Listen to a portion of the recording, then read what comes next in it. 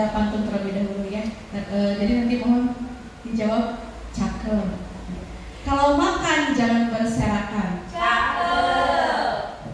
Jagalah dapur biar tidak berantakan. Cakep. Mumpung salam belum saya ucapkan. Cakep. Yang mau ke WC dipersilahkan. Barangkali ada yang mau ke WC dulu, Bapak Ibu silahkan ya. Tidak ada? Ada? Mangga Bapak? Oh ditahan. Baiklah, akan saya mulai. Bismillahirrahmanirrahim. Assalamualaikum warahmatullahi wabarakatuh. Alhamdulillahirabbil alamin. Wa bihi nasta'in ala umuri dunya waddin. Wassalatu wassalamu ala asrafil anbiya'i wal mursalin sayyidina Muhammadin wa ala alihi wa sahbihi ajmain. Amma ba'du. Pertama-tama marilah kita panjatkan puji syukur kehadirat Allah Subhanahu wa taala karena atas berkat rahmat dan hidayahnya alhamdulillah pada pagi hari ini, pada kesempatan ini kita semua dapat berkumpul dalam acara diseminasi budaya positif yang akan disampaikan oleh Ibu Dian Rosdiani sebagai CGP Angkatan 11 dari UPTD SDN 3 Mekarsari. Salawat serta salam semoga tetap tercurah limpah kepada junjungan kita semuanya, Habibana wa Nabiyana Muhammad Sallallahu Alaihi Wasallam, kepada para sahabatnya, kepada para tabi'in-tabi'innya, sampai kepada kita semua selaku umatnya yang insya Allah taat pada ajarannya hingga akhir zaman. Amin ya rabbal alamin. Baiklah Bapak Ibu semuanya, pertama saya ucapkan banyak terima kasih kepada Bapak Ibu semuanya di sini, terutama kepada Ibu Kepala Sekolah kita. Terima kasih sebanyak-banyaknya karena sudah bisa meluangkan waktu untuk menghadiri acara diseminasi budaya positif UPTD SDN Negeri 3 Mekarsari yang akan disampaikan oleh Ibu Dian Rosdiani. Banyak-banyak terima kasih, semoga kebaikan semuanya nanti akan mendapat balasan dari Allah Subhanahu wa taala dengan yang berlimpah-limpah. Amin. Baiklah, untuk susunan acaranya itu yang pertama pembukaan, yang kedua sambutan kepala sekolah, acara yang ketiga penyampaian diseminasi, yang keempat refleksi, dan yang terakhir tutup. Untuk mengefektifkan waktu, marilah kita buka acara ini dengan mengucap basmalah bersama-sama. Bismillahirrahmanirrahim. Mudah-mudahan selama kegiatan berlangsung semuanya apa yang disampaikan oleh pemateri nanti dapat bermanfaat untuk kita semuanya. Amin, amin ya rabbal alamin. Untuk acara selanjutnya adalah sambutan dari kepala sekolah. Kepada yang terhormat Ibu Rumia SPD MPD, disilakan. Bismillahirrahmanirrahim. Assalamualaikum warahmatullahi wabarakatuh. Yang terhormat Ibu Dian Rosdiani selaku CGP Angkatan 11, yang saya hormati Ibu Meti selaku pembawa acara, dan Bapak Ibu sekalian yang sudah hadir di tempat ini. Sebelumnya marilah kita panjatkan puji syukur kehadirat Allah Subhanahu wa taala karena pada pagi hari ini kita bisa berkumpul di tempat ini dalam keadaan sehat walafiat. Salawat dan salam senantiasa kita limpah curahkan ke junjungan kita Nabi besar Muhammad Sallallahu Alaihi Wasallam, kepada keluarganya, sahabatnya, dan semoga sampai ke kita syafaatnya ya sebagai umatnya yang taat akan ajarannya. Bapak Ibu yang saya hormati, dalam hari ini kita kumpul di tempat ini yaitu akan diadakannya diseminasi tentang budaya positif yang akan disampaikan oleh CGP kita, yaitu Ibu Dian Rosdiani. Nah, sebenarnya budaya positif itu sudah sering kita laksanakan di sekolah ya. Kayak yang kita kan menyapa, gitu, senyum, membiasakan anak-anak membuang sampah pada tempatnya. Nah, itu budaya-budaya positif yang sudah terbiasa dilaksanakan. Semoga selalu tetap kita jangan bosan-bosan ke anak, selalu menerapkannya. Nah, untuk lebih jelasnya apa itu budaya positif nanti akan dikupas habis ya oleh CGP kita, yaitu Ibu Dian Rosdiani. Mungkin amanat sambutan dari Ibu cukup sekian. Selamat menikmati, selamat mengikuti diseminasi ini ya. Ikuti dengan seksama supaya kita bisa nanti menyerap materi. Wabillahi taufiq wal hidayah. Wassalamualaikum warahmatullahi wabarakatuh.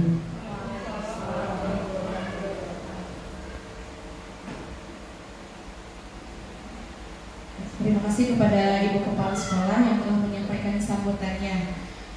Untuk acara selanjutnya yaitu penyampaian diseminasi, dan penyampaian diseminasi pada pagi hari ini akan disampaikan oleh CGP kita yang sangat luar biasa ya. Mari kita sambut dengan tepuk tangan yang meriah untuk Ibu Dian Rosdiani SPD. Disilakan Ibu Dian. Masya Allah, tabarakallah. Terima kasih Ibu Meti, MC kita pada hari ini yang sesuai dengan pantunnya cakep ya.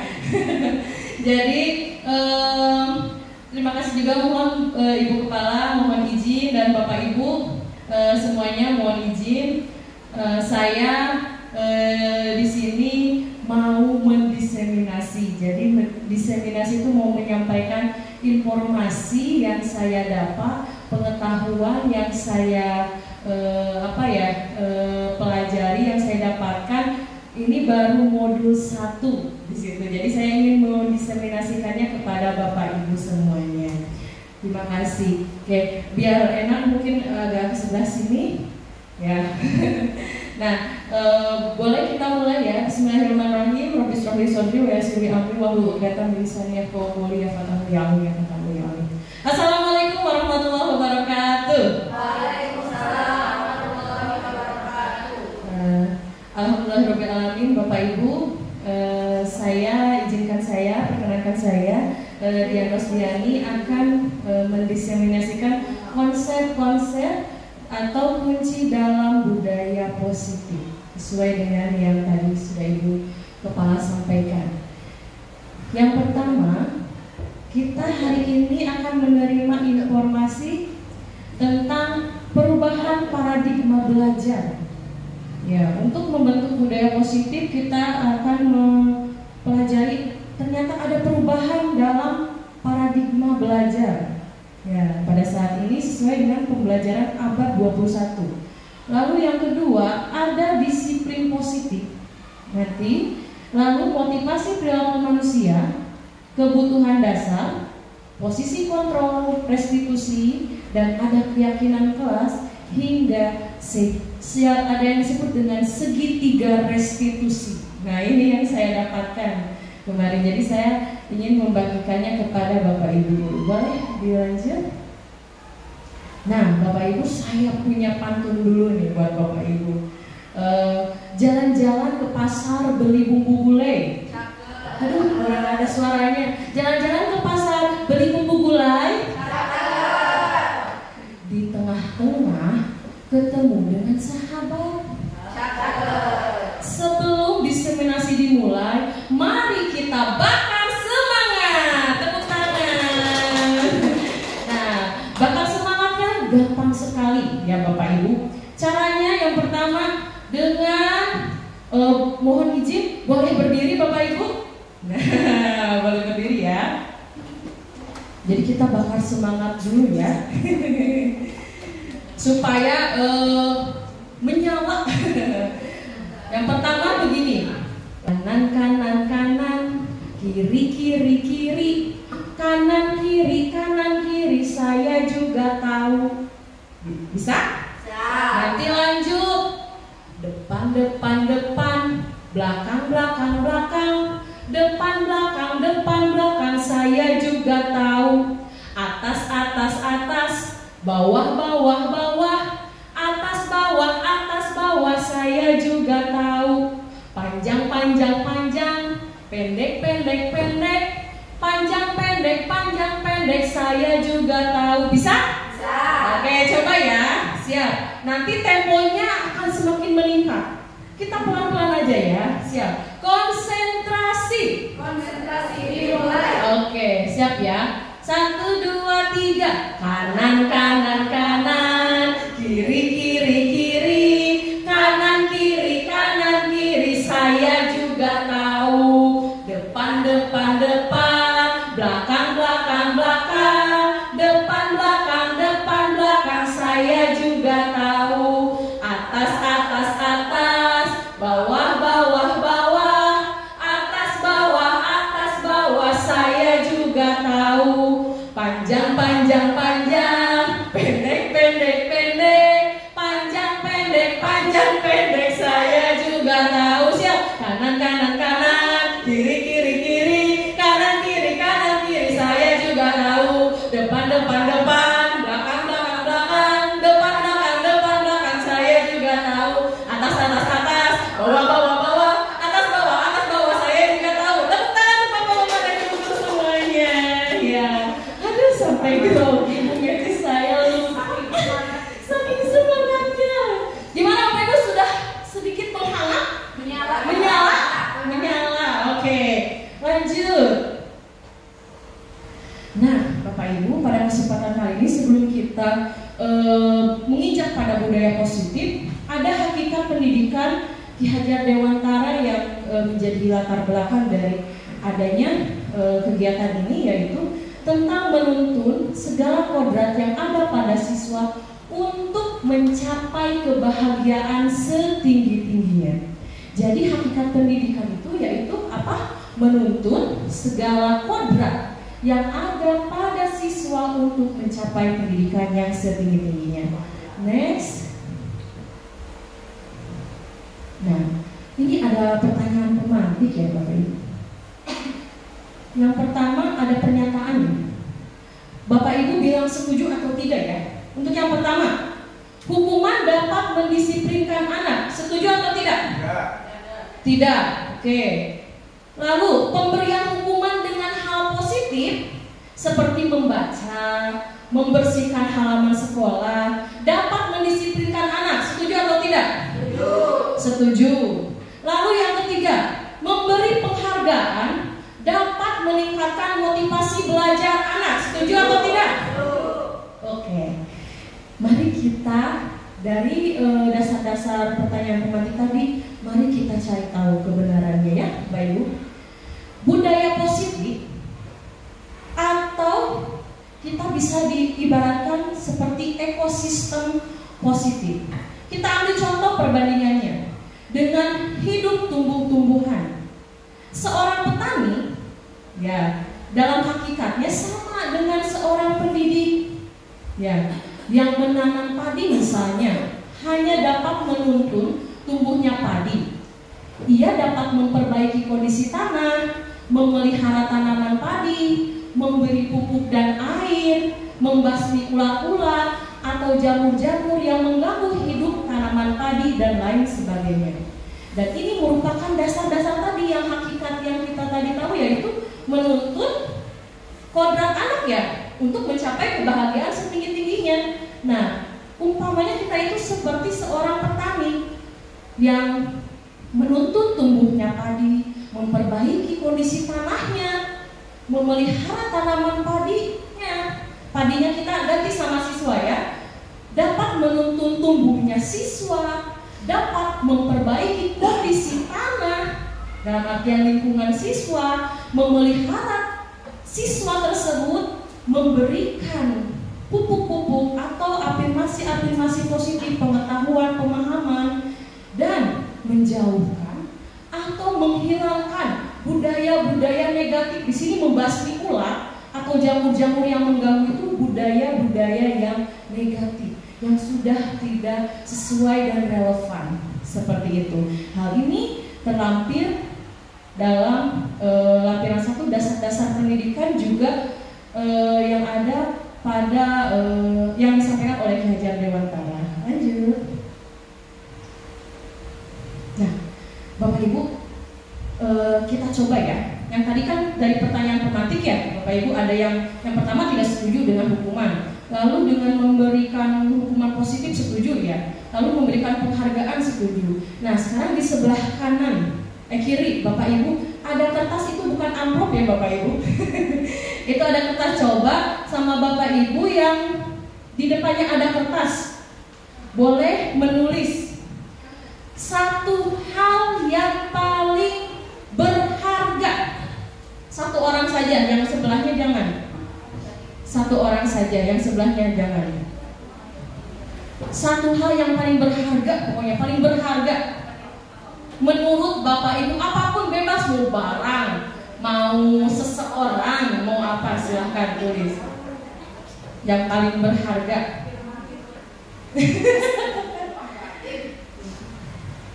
Oke? Sudah ditulis yang paling berharga? Sudah. Silakan sama Bapak Ibu remas kertas tersebut, diremas, masukkan ke dalam genggaman Bapak Ibu. Itu kan sesuatu yang berharga ya, satu yang berharga ya. Nah, kalau sudah, sekarang coba teman yang di sebelahnya, ya, silahkan dengan cara apapun membujuk.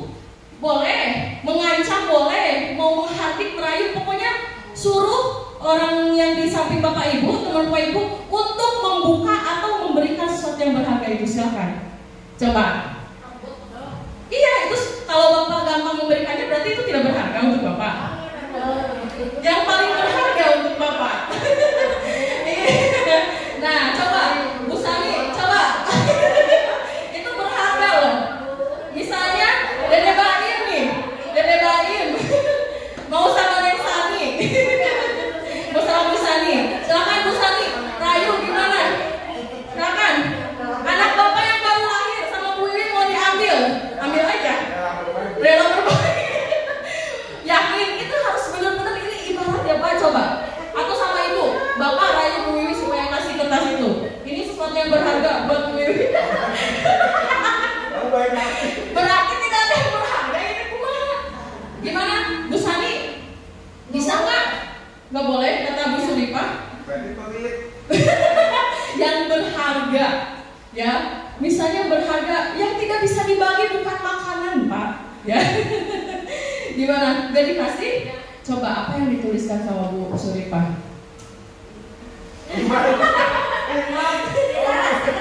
Siapa? Anak, Masya Allah. Lalu gimana nih? Tadi ini Bu Dian, gimana Bu Sri? Bisa nggak merayu Bu Dian? Tidak bisa. Udah coba dengan gimana aja tadi? Udah coba direbut terus coba ya tangannya ini dibuka. Tapi terus nggak bisa. Tidak bisa. Apa coba yang Bu Dian tulis ya? Suami. Ya itu kan sesuatu yang berharga ya. Jangan sampai orang itu mengambil.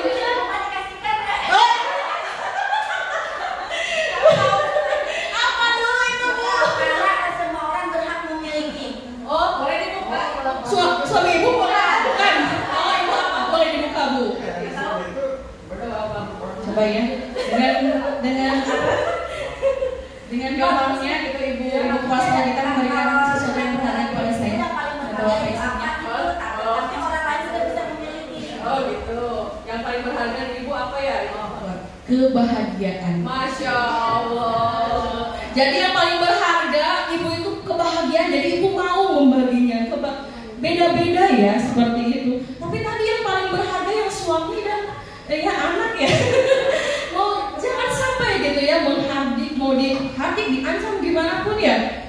Punya teori kontrol masing-masing ya, termasuk ibu juga boleh memberikannya seperti itu. Pak Nasirun tadi apa sih yang ditulis sebenarnya? Saya dalam berbagi karena ini adalah disiplin. Apa? Disiplin. Disiplin itu sikap disiplin yang berharga pada diri Pak Nasirun. Ini harus bentuknya tadi ibu sama Pak Nasirun ini bentuknya itu terlalu abstrak, ini yang nyata. Nah, jadi saya itu ini yang nyata, yang tidak bisa dibagi. Tanah Bapak mungkin bisa saya kasih sama saya yang kemarin dibeli. So, ya udah lagi sertifikat tanah. Nah, seperti itu kan itu baru kemarin Bapak seperti itu. Jadi ada bentuknya ya Bu ya, ada bentuknya. Nah itu boleh lanjut ya. Kalau sudah ada bentuknya pasti seseorang itu tidak mau ya memberikannya, mau bagaimanapun juga tidak mau. Nah termasuk juga ada sedikit perubahan paradigma teori kontrol ya di sini. Ternyata ilusi yang terjadi di sekitar kita yaitu guru mengontrol murid.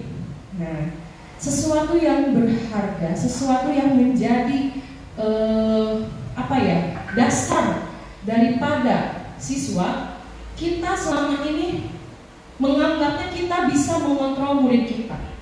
Lalu bahwa kritik dan membuat orang merasa bersalah dapat menguatkan karakter, itu ilusi Bapak Ibu. Lalu ilusi bahwa semua penguatan positif efektif dan bermanfaat. Jadi semua penguatan positif efektif bermanfaat. Lalu ilusi bahwa orang dewasa memiliki hak untuk memaksa. Nah, lanjut ya. Ternyata itu adalah ilusi kontrol. Jadi, bisakah kita mengontrol seseorang, Bapak Ibu? Kita perhatikan di sini. Selama ini kita ada di posisi mana? Stimulus respon dan teori kontrol ada dua. Yang pertama, kita mencoba mengubah orang agar berpandangan sama dengan kita. Lalu, kalau dalam teori kontrol, kita berusaha memahami pandangan orang lain tentang dunia. Lalu, perilaku buruk dilihat sebagai suatu kesalahan. Selama ini, dalam teori kontrol, semua perilaku mau buruk mau baik pasti memiliki tujuan. Selanjutnya, orang lain bisa mengontrol saya. Kalau dalam teori kontrol, hanya kita, Anda, siswa tersebut yang bisa mengontrol diri sendiri. Lalu pemaksaan ada pada saat bujukan gagal. Dalam teori kontrol, kolaborasi dan konsensus menciptakan pilihan-pilihan baru. Dan model berpikir menang kalah selama ini. Dia yang menang, kamu kalah, saya menang, kamu kalah. Gitu. Kalau dalam teori kontrol, seseorang memiliki model berpikir menang dalam hal apapun dan sekecil apapun. Lanjut. Nah, tadi itu paradigma yang ada di sekitar kita. Dan bagaimana paradigma yang baru dalam pembelajaran? Dalam pembelajaran, paradigma baru juga perlu ada perubahan, yaitu dengan dirancangnya pembelajaran yang terdiferensiasi, sehingga setiap siswa belajar sesuai dengan kebutuhan dari tahap perkembangannya untuk mewujudkan profil pelajar Pancasila. Seperti itu, ya. Nah, di sini profil pelajar Pancasila sudah tahu ya Bapak Ibu semuanya. Beriman, ya, berkebinekaan global, bergotong royong, kreatif, bernalar kritis, dan mandiri. Dan semua itu bisa terlaksana jika siswa memiliki teori kontrol dan merasa hal tersebut berharga dan harus saya miliki seperti tadi. Ya, kalau itu boleh lanjut. Nah, jadi bagaimana ini agar kontrol diri tersebut didapatkan? Seperti itu. Jadi tugas guru tadi menuntun agar siswa mendapatkan kontrol diri yang positif. Bagaimana cara mendapatkannya? Tentu saja dengan disiplin. Ya. Kalau mendengar kata disiplin juga sering dihubungkan dengan hukuman ya biasanya. Padahal itu sungguh berbeda. Karena belajar tentang disiplin positif tidak harus dengan memberi hukuman. Justru itu adalah salah satu alternatif terakhir hukuman itu. Dan kalau perlu tidak digunakan sama sekali untuk membentuk kontrol diri pada siswa. Maka dari itu, disiplin tersebut kita rubah dalam pembelajaran di sekolah kita menjadi disiplin positif namanya. Apa itu disiplin positif? Bertanggung jawab terhadap apa yang dilakukan karena mereka mendasarkan tindakan mereka pada nilai-nilai kebajikan universal. Seperti itu ya. Kalau nilai-nilai kebajikan universal, nah ini sudah tertanam pada profil pelajar Pancasila. Dan ini diperkuat juga oleh Dianego 1998 dengan mengaitkan nilai-nilai kebajikan yang diyakini seseorang, maka motivasi intrinsik terbangun sehingga menggerakkan motivasi dari dalam untuk mencapai tujuan mulia yang diinginkan. Jadi untuk menerapkan profil pelajar Pancasila ini berarti harus kita bangun motivasi intrinsik siswa seperti itu ya. Motivasi itu sebenarnya ada apa saja? Boleh next. Nah, motivasi perilaku manusia. Biasanya kita kalau misalnya berbuat sesuatu nih, Bapak Ibu coba untuk menghindari ketidaknyamanan atau hukuman,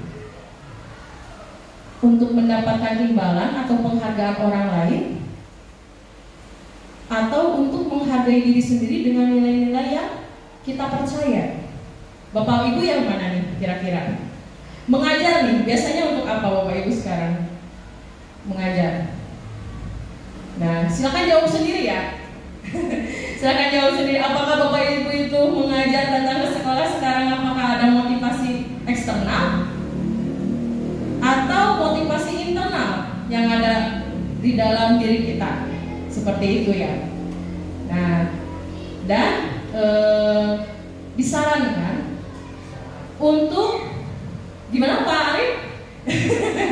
Dan disarankan untuk mencapai disiplin positif, ya kita harus memiliki motivasi internal, yaitu ketika kita melakukan sesuatu itu untuk menghargai diri sendiri dengan nilai-nilai yang kita percaya. Seperti itu. Jadi kita percaya bahwa misalnya kita datang ke sekolah itu karena kita bermanfaat untuk siswa kita. Siswa kita membutuhkan kita seperti itu dan sebagainya. Itu ada dalam diri sendiri. Boleh lanjut. Nah, seperti tadi ada motivasi-motivasi. Nah, biasanya kalau misalnya dalam pembelajaran Bapak Ibu biasanya selalu mendapatkan kesulitan ya Bapak Ibu. Boleh Bapak Ibu ceritakan satu saja kesulitan apa yang dihadapi Bapak Ibu dalam mengajar misalnya, atau dalam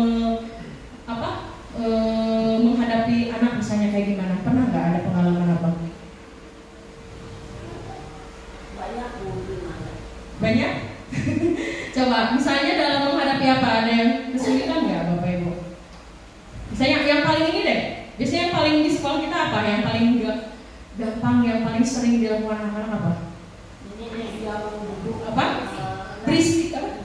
Di antaranya misalnya kalau sedang berdiskusi ya, Ya. kan supaya anak-anak itu mau mengeluarkan Pendapatnya, ide-idenya, tapi kadang-kadang tidak semua anak itu berani, tidak memiliki keberanian, walaupun misalnya dia itu bisa sebenarnya, tapi ada rasa ketakutan, kurang percaya diri. Nah, itu salah satu kesulitan juga, jadi tantangan di mana supaya anak tersebut itu bisa gitu, berani mengungkapkan pendapatnya atau ide-idenya. Ya, berarti misalnya dengan tapi anak-anaknya disiplin Bu. Ketika di kelas mendengarkan atau gimana? Kalau saya, pengalaman saya dulu, tidak semua anak itu di kelas itu disiplin sesuai kemampuan kita. Oh, jadi sesuai dengan apa yang kita harapkan gitu ya Bu. Nah, Bapak Ibu semuanya, tadi misalnya disiplin yang tidak sesuai dengan nilai-nilai yang Bapak Ibu ingin tanamkan kepada anak, itu ternyata, nah, dalam disiplin positif itu kita harus paham kalau setiap perilaku anak itu didasarkan pada kebutuhan dasarnya. Jadi misalnya tadi ketika Bapak Ibu menemukan misalnya tadi kenapa siswa tidak mau berpendapat? Ya, kita cari kira-kira kebutuhan apa yang tidak terpenuhi sehingga mereka tidak percaya diri, mungkin gitu ya Bu? Nah, diantaranya ini kebutuhan manusia itu 5. Ada survive, bertahan hidup, biasanya hubungannya dengan sandang, papan, pangan, seperti itu. Ada penguasaan, penguasaan itu misalnya contohnya ingin diberikan kepercayaan. Yang ketiga, cinta dan kasih sayang, harus diberikan afirmasi positif dan act of service-nya gitu ya, bagaimana cara kita memberikan perlakuan kepada siswa, lalu membuat suasana yang menyenangkan, itu kebutuhan kesenangan, dan yang terakhir yaitu kebebasan. Nah, kadang kita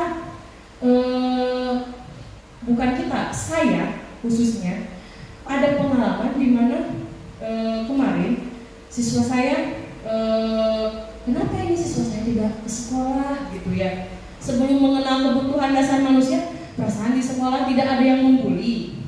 Lalu dengan teman bergaul biasa saja. Saya berikan kepercayaan, ternyata dia bisa. Saya berikan kesenangan, ternyata saya bisa. Saya justru melupakan satu yang paling utama. Ternyata dia itu kebutuhan survive-nya tidak terpenuhi. Jadi selama ini tidak sekolah itu karena dia kadang memiliki bekal untuk ke sekolah, kadang tidak.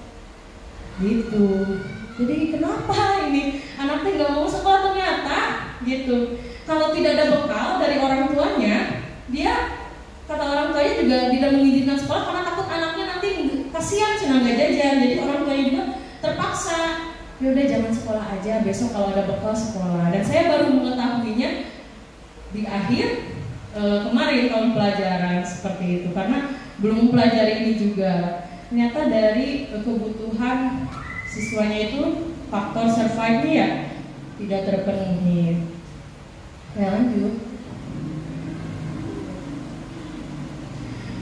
Nah, untuk memiliki kontrol diri dengan pendekatan positif, maka kita akan membentuk manusia yang merdeka. Seperti tadi, ketika kebutuhan-kebutuhan tersebut tidak terpenuhi, Bapak Ibu, seperti tadi siswa saya, maka sampai kapanpun dia tidak akan bisa merdeka dalam belajar. Ataupun gimana tuh caranya? Kira-kira Bapak Ibu kalau masalah bekal apakah dikasih sama kita? Nah, itu harus ada tadi motivasi intrinsik sehingga terbentuk kontrol diri terkait apa sih yang menjadi utamanya dalam yang menjadi kebutuhan utama dia ke sekolah itu untuk apa? Bukan hanya sekedar jajan dan sebagainya seperti itu. Dan berkomunikasi tentunya dengan orang tua siswa agar lebih bisa mengkondisikan diri seperti itu.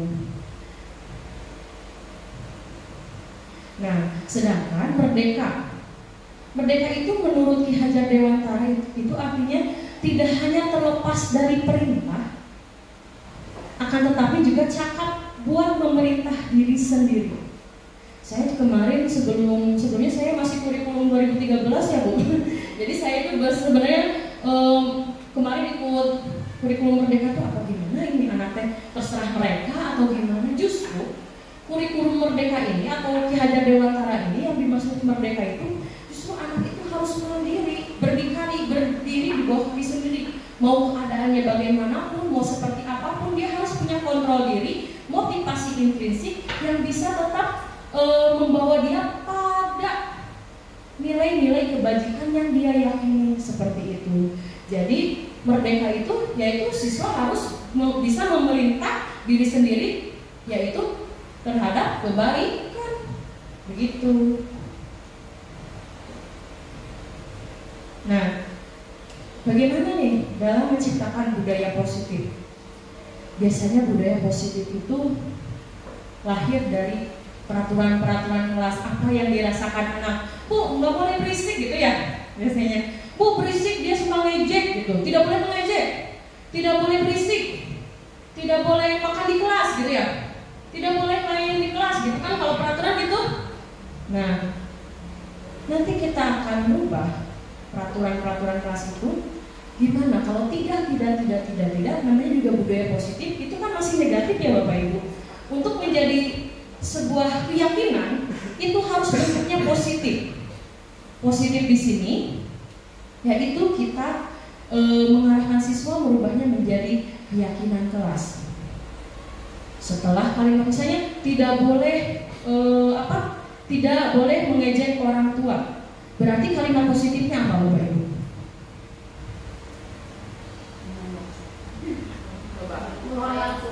Hormat kepada orang tua. Iya, menghormati orang tua, teman, seperti itu ya. Menghargai orang tua, teman, seperti itu. Dan kita rubah menjadi keyakinan, kenapa? Harus menghormati orang tua, teman. Dalam keyakinan itu ada proses-proses di situ, ya. Setelah itu sepakat, diskusi, maka terciptalah lingkungan positif. Setelah lingkungannya menjadi positif, satu kelas aja lingkungannya positif, ditambah kelas lagi, maka sekolah kita akan menjadi sekolah yang berbudaya positif, seperti itu.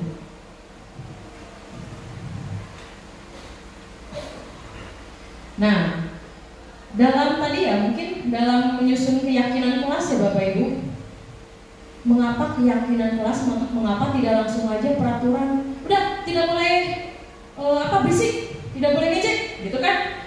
Biasanya selama ini kita, tidak boleh kesal, gitu kan? Tidak boleh ini, kenapa? Langsung aja peraturan kelas biar cepat gitu.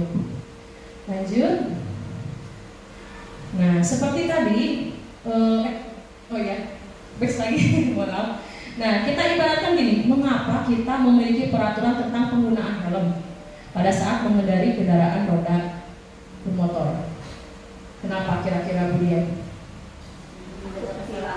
Iya Bu, gimana? Menjaga keselamatan diri sendiri. Kalau kata Bu Dian, takut ditilang. Takut ditilang. Nah, kalau takut ditilang itu internal atau eksternal Bu Dian? Eksternal ya. Kalau keselamatan? Internal. Nah itu jadi kita ketika ada anak berpendapat, Bu mesti ditilang kayak uangnya habis. Atau satu lagi, Bu untuk keselamatan itu. Nah kita yakinkan bahwa itu bukan untuk hanya sekedar ditilang, tapi ini tentang keselamatan. Seperti itu, bukan hanya untuk diri sendiri, tapi juga untuk orang lain. Seperti itu. Mengapa tidak memiliki peraturan tentang masker dan mencuci tangan setiap saat, ya kan? Ketika kemarin COVID. Bahkan sekarang ya, udah nggak COVID masih ada yang di masker ya. Kenapa? Iya, kalau lagi COVID supaya aman orang-orang nggak mau di masker. Sekarang ada di kelas siapa tuh yang nggak mau dibuka masker? Iya, tidak pede. Berarti masker itu hanya alat yang dilakukan, padahal kontrol dirinya beda-beda. Kenapa orang pakai masker? Ini mah tidak pede kan? Gitu. Yang ini mah karena flu untuk keselamatan diri sendiri dan orang lain. Nah, untuk yang tidak pede gimana? Bagus gak masker itu? Nah, jadi kita yakinkan kepada anak seperti itu. Jadi kita berdiskusi. Nah, keyakinan kelas itu sekali lagi untuk mendukung motivasi intrinsik. Kembali ke nilai-nilai keyakinan, lebih menggerakkan seseorang dibandingkan mengikuti serangkaian peraturan. Jadi ketika kita berdiskusi, Bu tidak berisik, kenapa tidak berisik? Ubah dulu, berarti harus apa? Ditanya, kenapa? Dijawab pendapat ya, kenapa? Mana yang lebih meyakinkan dari pendapat-pendapat anak? Maka semua sepakat yakin, maka di situ timbul motivasi intrinsik pada siswa seperti itu. Next. Nah, keyakinan kelas adalah nilai-nilai kebajikan atau prinsip-prinsip universal yang disepakati bersama juga secara universal ya. Jadi harus diskusi khusus ya. Mungkin di sini ada Bapak Ibu yang sudah membuat keyakinan kelas, kesepakatan kelas, ada? Ada ya. Nah, itu kan harus dilakukan bersama-sama ya, Pak ya.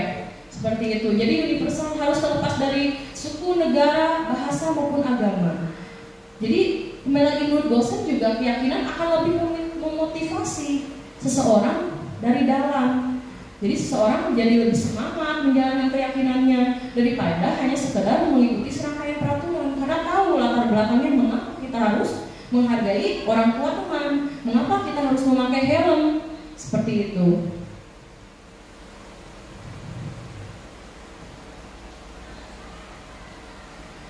Ya, keyakinan kelas bersifat abstrak daripada peraturan yang lebih rinci dan konkret memang. Keyakinan kelas juga berupa pernyataan-pernyataan juga yang universal. Pernyataan keyakinan kelas senantiasa dibuat dalam bentuk positif, tadi ya sudah dibahas. Lalu keyakinan kelas sebenarnya tidak terlalu banyak, Bapak Ibu. Misalnya di kelas 5 dulu deh. Untuk kelas 1 apalagi ya? Kelas 1 nggak bisa banyak-banyak ya, bisa nih? Iya, apa dulu deh yang paling utama gitu, yang paling. Tapi dari dalam lingkup kelas 1 yang besar, Bu, tidak berisik atau apa gimana Bu? Yang paling sering Bu? Ya, duduk dulu di kelas. Oh, duduk gitu ya Bu, supaya duduk gitu ya? Ya, itu keyakinannya dulu aja itu, seperti itu. 2 atau 3. Lalu semua warga kelas sebaiknya ikut berkontribusi. Kenapa harus duduk? Biasanya ada anak yang suka ini ya Bu. Hei kamu duduk, kata ibu guru duduk. Biasanya dia punya motivasi ini. Kenapa kamu menyuruh teman kamu untuk duduk? Kan itu tidak menghargai ibu guru. Nah itu berarti yang diucapkan anak-anak itu jadi motivasi intrinsik nantinya. Lalu bersedia meninjau kembali keyakinan kelas dari waktu ke waktu. Kadang suka lupa Bapak Ibu. Ya, tidak boleh masih aja udah dibentuk keyakinan kelas masih nya ciling cincang kayak gitu. Nah, kalau sudah jadi keyakinan, kita cukup mengingatkan saja gitu ya. Jadi meninjau kembali misalnya kalau hey Fulan, misalnya ada anak yang bilang, Fulan, apa keyakinan kelas kita ketika ibu guru sedang menerangkan atau ketika di kelas seperti itu. Karena dia udah yakin, oh setuju harus hormat sama ibu guru. Aku nggak hormat ya sama ibu guru, jadi dia harus duduk. Dia harus diingatkan, jadi harus tetap meninjau kembali keyakinan tersebut. Dan bisa saja nanti kalau udah duduk semua, udah rapi, jangan terus itu keyakinan kelasnya. Bikin lagi keyakinan kelas baru meningkat nanti, bertambah gitu. Jadi jangan udah duduk terus aja seperti itu ya. Nah, Bapak Ibu, gimana nih? Aduh, luar biasa ini ya, lumayan ngantuk nggak Bapak Ibu? Ngantuk? Nah, ini ada sedikit ice breaking ya, supaya tidak ngantuk. Ya, buat Bapak Ibu.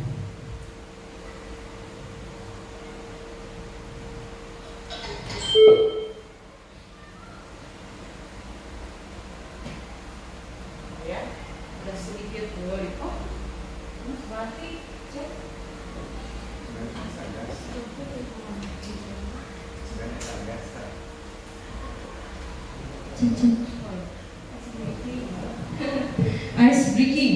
Tadi kan udah panas, barusan juga udah panas. Bapak Ibu teh menerima saya berbicara, aduh pusing. Sekarang kita pendinginan ya Bapak Ibu.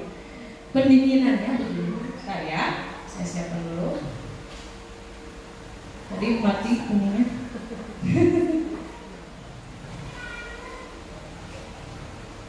Oh iya, jadi biar cepat pakai.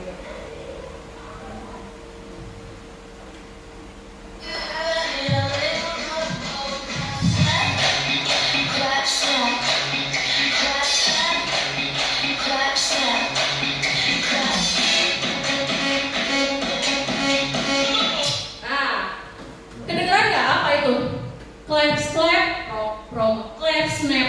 Jadi claps, nanti di play ya Bu Yati. Jadi clap, snap, claps, clap, clap, snap, claps, clap, clap, snap, clap, clap. Bisa?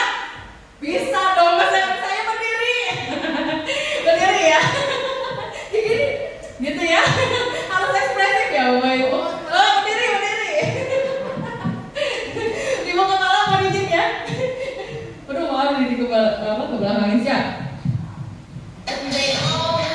Tangan enggak? Clap.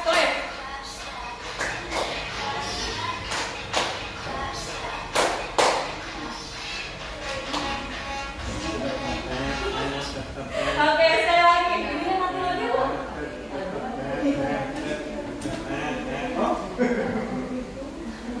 C. Jadi ini dulu tangan di pinggang, clap, clap, clap, snap, clap, clap, clap, snap, clap, gitu ya. Siap, siap ready.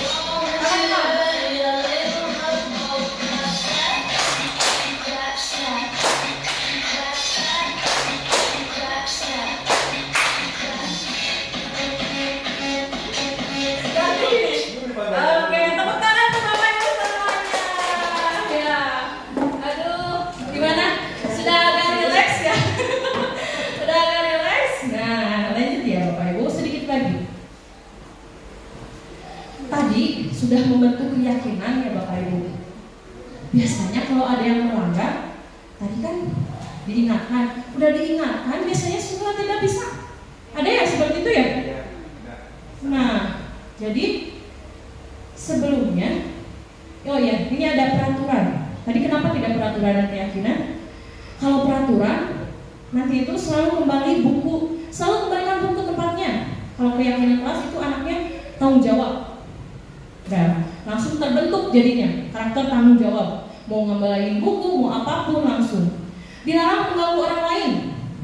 Itu keyakinannya menghormati orang lain dan diri sendiri. Lalu hadir sekolah 15 menit sebelum pembelajaran dimulai. Nah itu komitmen dan menghormati nilai keyakinannya. Dilarang melakukan kekerasan, itu untuk keselamatan dan menghormati orang lain. Dilarang menggunakan narkoba misalnya seperti itu. Itu keyakinannya karena untuk kesehatan. Seperti itu. Bergantian atau menunggu giliran. Menghormati orang lain juga kesabaran. Gunakan masker tadi, kesehatan dan juga keselamatan. Lalu jangan berlari di kelas atau koridor. Nilai keyakinannya keselamatan, keamanan seperti itu. Boleh next Bu? Bagaimana jika keyakinan kelas dilanggar? Tak dilanggar tadi. Boleh lanjut?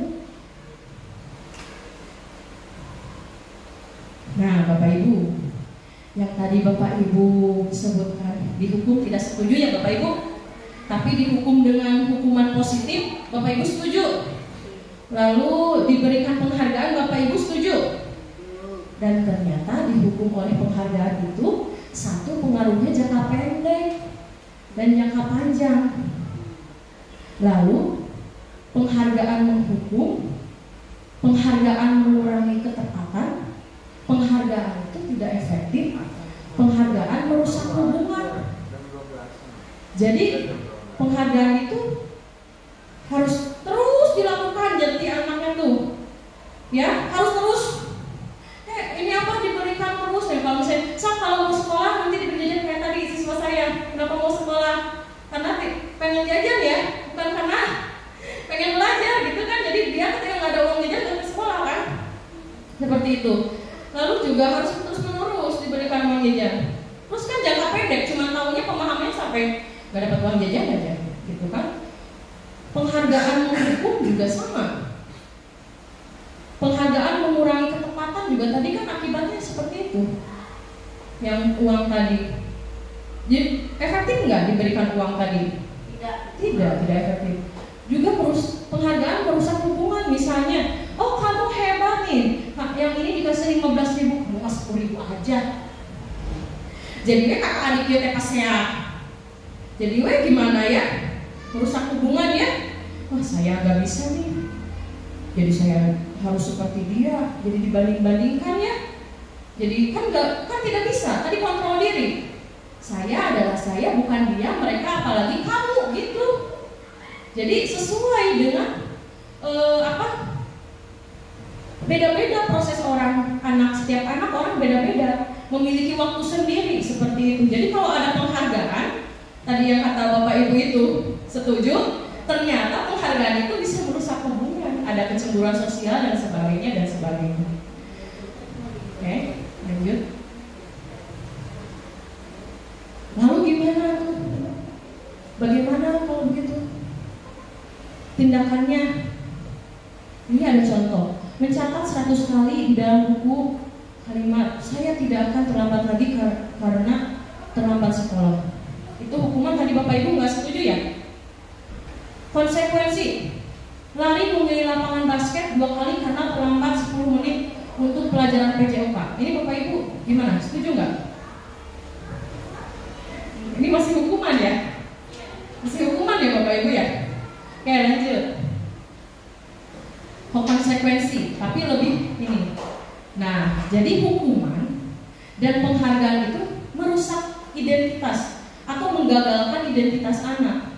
Hukuman itu udah pasti kan menyakitkan, tidak nyaman, murid jadi takut, terus memaksa, murid menyembunyikan kesalahan, murid menjadi rendah diri. Lalu penghargaan juga kan tadi tidak efektif, merusak hubungan, sifat iri, mematikan kreativitas juga. Jadi misalnya saya harus kayak AA, biar diberi uang 15.000, padahal kan beda-beda ya, seperti itu. Padahal dia punya kreativitas lain, dia nggak harus pintar matematika, dia harus misalnya pintarnya dalam musik seperti itu. Lalu misalnya kalau gambar gunung semua ya gambarnya gitu kan, kalau nggak gitu nggak dapat nilai 100 dari ibu gurunya, nah, seperti itu. Jadi anak tuh tidak kreatif di situ. Lalu menghukum dengan sistem ranking juga nggak boleh. Jadi meranking anak, menyampaikan ini ranking 1, ranking 2, itu nanti membuat identitas gagal terhadap anak. Lalu merampas hak menghargai dirinya. Hal tersebut, kamu ranking 1, ranking 2, ranking 3, berarti ranking 2 tidak lebih baik daripada ranking 1. Padahal setiap SD juga ada ranking 1-nya dan itu berbeda-beda. Belum tentu yang ranking 1 di SD ini lebih baik dibanding SD B, seperti itu. Jadi sistem ranking itu sebaiknya tidak dilakukan karena membuat identitas gagal, seperti itu. Lanjut. Jadi apa yang harus kita lakukan? Nah, konsekuensi juga sama ya tadi ya. Konsekuensi juga membuat identitas gagal. Ya. Nah, gimana nih? Tadi kan konsekuensi bisa saja biasanya Bapak Ibu yakin kalau di sini semuanya gak menghukum, tapi rata-rata biasanya konsekuensi ya Bapak Ibu. Nah, ada yang lebih baik gitu. Ada yang lebih baik. Tadi kan kalau menghukum itu terakhir ya Bapak Ibu, bukannya tidak boleh ya Bapak Ibu. Atau penjahat atau yang mencuri gimana ya. Nah, tapi terakhir dan sesuai dengan prosesnya dulu. Jadi kalau tadi konsekuensi dan hukuman ternyata masih gagal, nah, ada yang disebut dengan restitusi. Kalau dengan restitusi, murid bertanggung jawab untuk perilakunya, terus fokus pada pemecahan masalah jangka panjang. Misalnya tadi siswa yang nggak ke sekolah karena tidak punya bekal ya, ini kita carikan solusinya, berkomunikasi dengan orang tua dan memahamkan kepada anak dan sebagainya. Jadi prosesnya Bapak Ibu, nggak langsung judge seperti itu kalau restitusi itu. Lalu murid juga menghormati dirinya dan orang lain. Terus dia juga memegang teori kontrol. Murid bersemangat memperbaiki kesalahannya.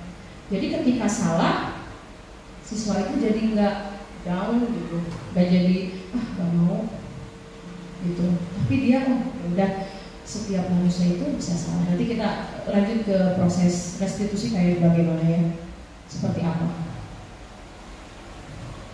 Nah, jadi konsep disiplin pendekatan restitusi adalah cara menanamkan disiplin positif pada murid. Tadi untuk menciptakan budaya positif harus ada disiplin positif, dan untuk menanamkan disiplin positif dengan apa ini Bapak Ibu? Kita sepakat dengan restitusi. Dengan restitusi, yaitu menciptakan kondisi murid untuk memperbaiki kesalahan mereka. Nah, ini sekolah, bukan persidangan pengadilan ya di sini. Jadi kita menuntun mereka bisa kembali kepada kelompok mereka dengan karakter yang lebih kuat, seperti itu. Dan ciri-ciri restitusi itu bukan menebus kesalahan, namun belajar dari kesalahan, memperbaiki hubungan, menawarkan bukan memaksakan, menuntun untuk melihat ke dalam dirinya, mencari kebutuhan dasar yang menjadi tindakannya, lalu fokus pada karakter bukan tindakannya, seperti itu. Nah, ini ada perbedaannya nih secara ini ya. Kalau hukuman, guru menghukum siswa tersebut hormat bendera selama 10 menit. Ini zaman dulu ya, kolonial mungkin seperti ini. Guru marah dan murid menjadi takut. Kalau sekarang mungkin yang masih ada konsekuensi. Guru memberikan konsekuensi untuk mengerjakan PR-nya saat istirahat atau dikerjakan sebanyak 3 kali lipat. Guru tegas dan siswa menghormati peraturan. Itu masih konsekuensi. Kalau restitusi gimana? Guru menanyakan keyakinan kelas atau keyakinan dirinya dan membantu siswa menyelesaikan masalahnya. Lalu guru terbuka dan siswa pun menghormati dirinya dan orang lain seperti itu. Boleh next? 5 posisi kontrol restitusi. Nah, ada penghukum, pembuat rasa bersalah, ada teman, ada pemantau, ada manajer. Kira-kira ini, silahkan Bapak Ibu bertanya kepada diri sendiri nih. Bapak Ibu selama ini penghukum, pembuat rasa bersalah, atau memposisikan diri sebagai teman, pemantau, atau manajer, atau keseluruhannya gitu. Next boleh? Nah, penghukum itu seperti apa? Misalnya siswa tidak memakai sepatu saat upacara bendera. Nah, kalau penghukum gini, patuhi aturan sekolah, lalu berdiri di depan barisan, gitu ya. Lalu yang kedua, pembuat rasa bersalah. Berapa kali Bu Guru harus memberitahu kamu? Bu Guru kecewa sekali sama kamu.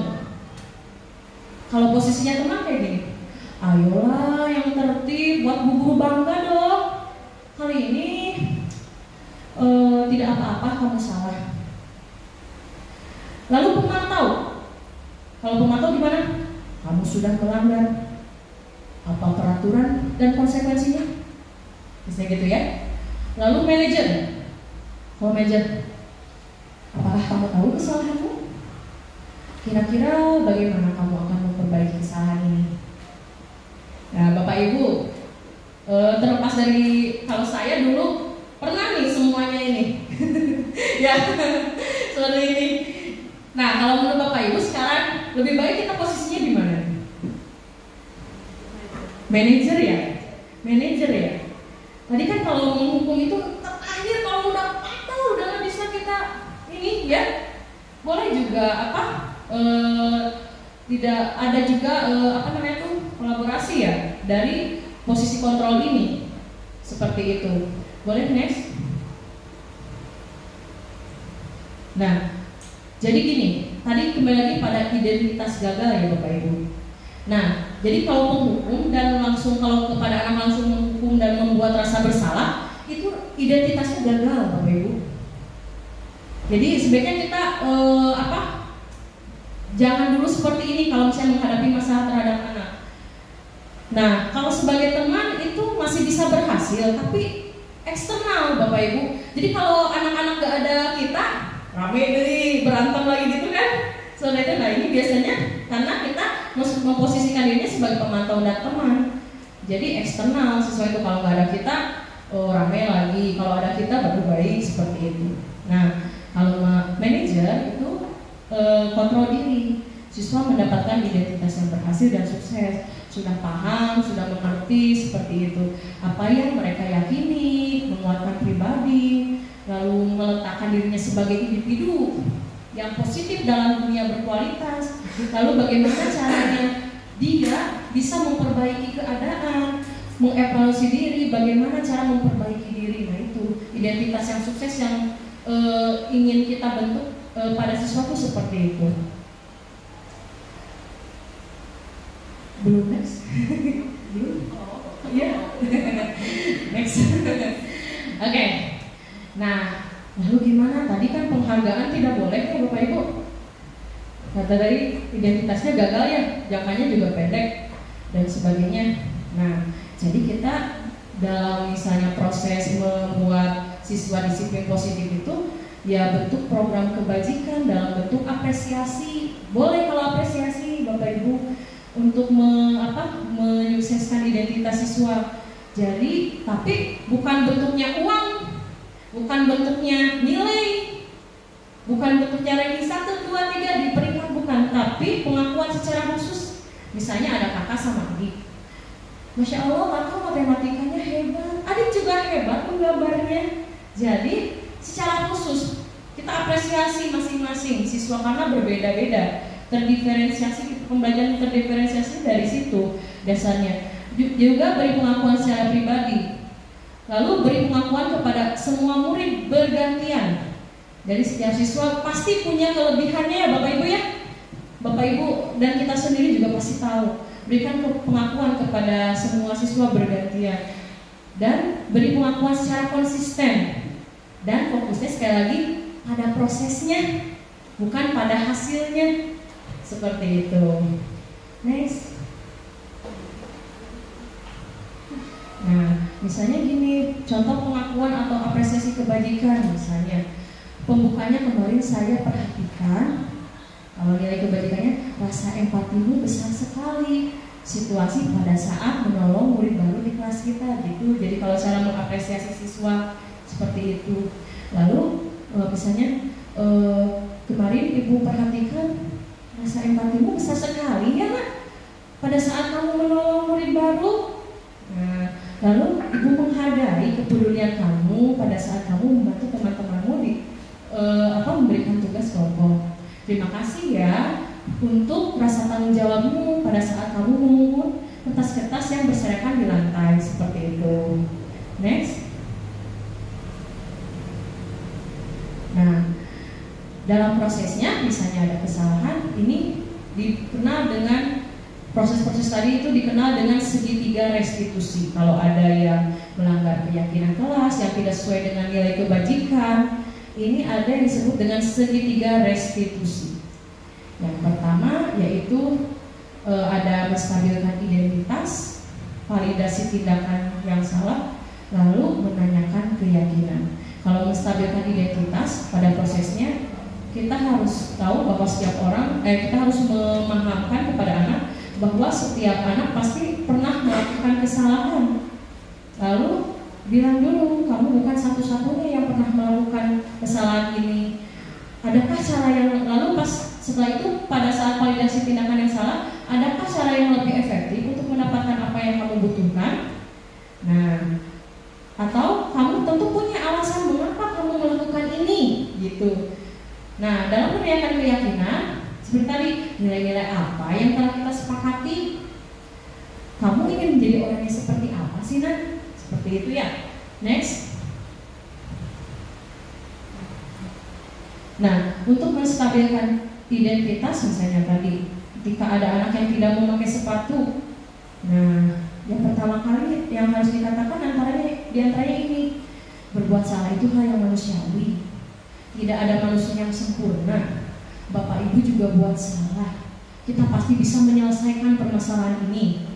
Bapak Ibu tidak tertarik untuk mencari tahu siapa yang benar, siapa yang salah. Kalau ada yang bertengkar, Bapak Ibu lebih tertarik untuk menyelesaikan masalah ini. Lalu kalau kamu menyalahkan dirimu sendiri, terus-menerus apakah kamu akan bersikap baik pada dirimu sendiri? Kadang ada anak yang suka menyalahkan diri sendiri, seperti itu. Nah, kita harus stabilkan identitasnya. Lanjut. Ketika anak sudah melakukan kesalahan juga, kadang ada yang langsung tidak mengakui ya.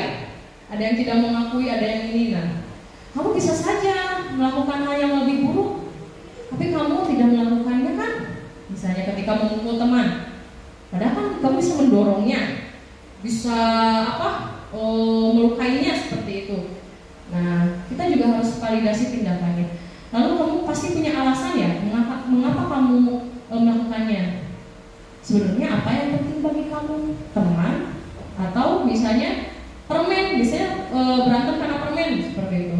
Kamu boleh tetap berusaha menjaga sikap itu, tapi tambahkan sikap yang lain yang baru. Misalnya dia membela diri, misalnya ada teman yang jaga sama dia terus dia pukul, gitu.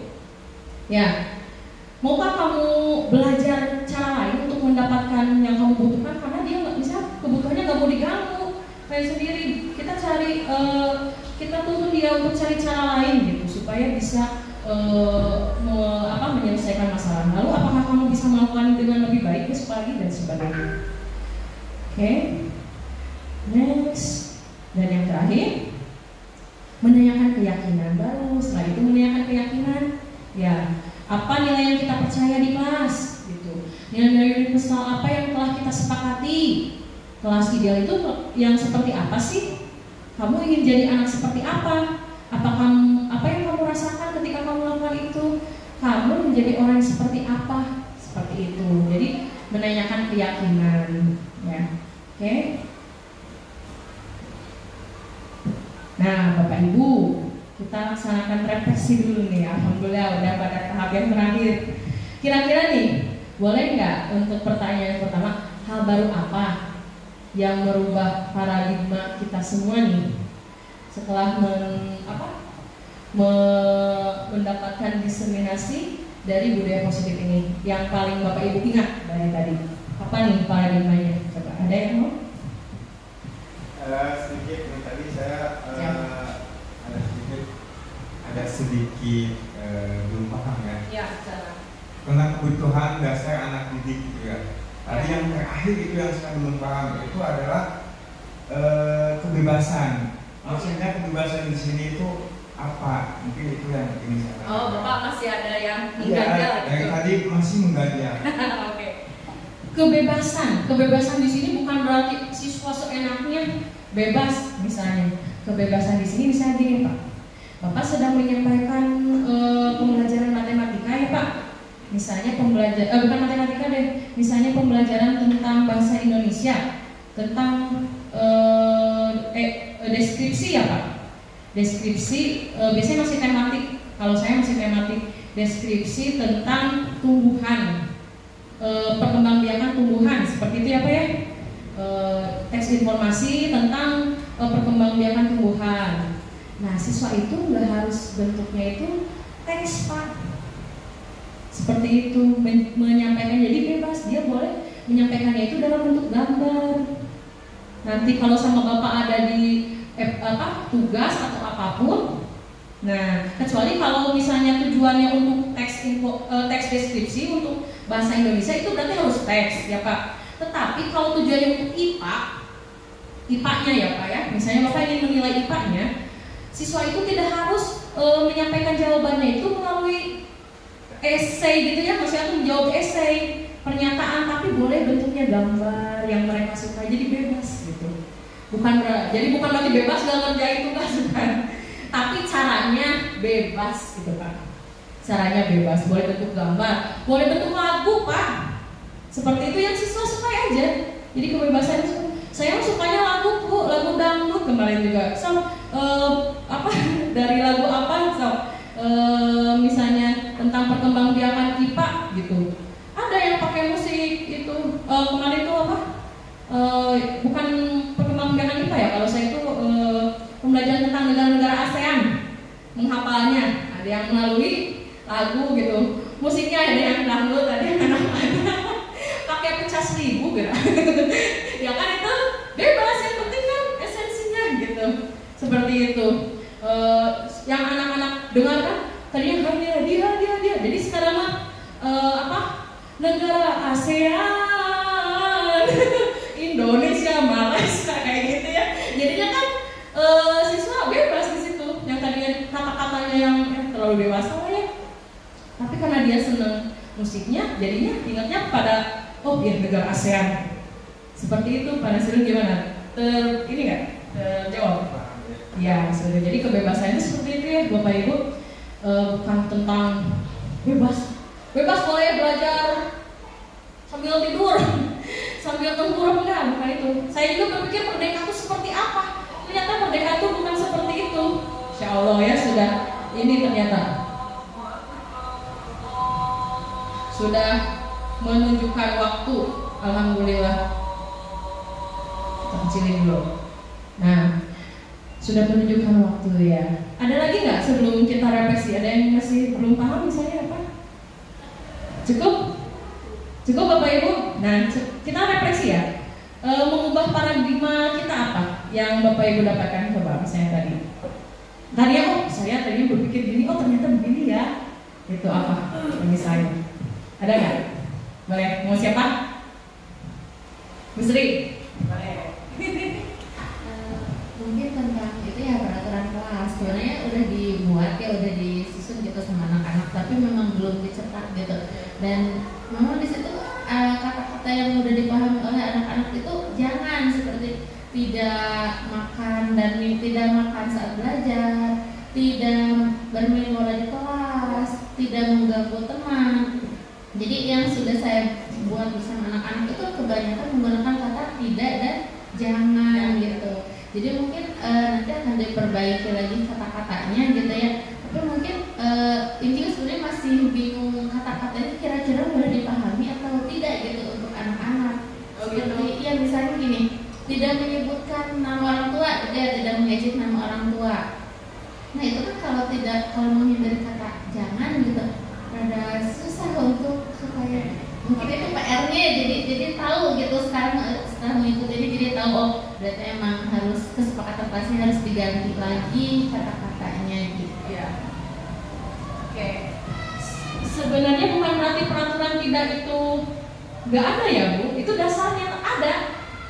Nanti mungkin nanti saya kasih contoh ya Bu. Jadi ada peraturan-peraturan yang anak buat di pinggirnya.